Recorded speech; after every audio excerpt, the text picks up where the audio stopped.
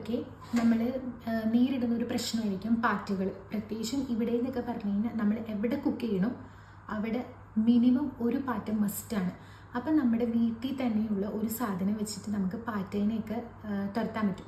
ഇപ്പം എൻ്റെ പല വീഡിയോസിൽ ഞാൻ പറഞ്ഞിട്ടുണ്ട് നമ്മുടെ ഇവിടെ ഇപ്പം പാറ്റകൾ കുറവാണെന്ന്. അത് ഞാനൊരു സൂത്രം ചെയ്യുന്നതുകൊണ്ടാണ്. എന്താണെന്നറിയാം, കാണിച്ചു തരാം. നമ്മുടെ ബെയിലീസില്ലേ,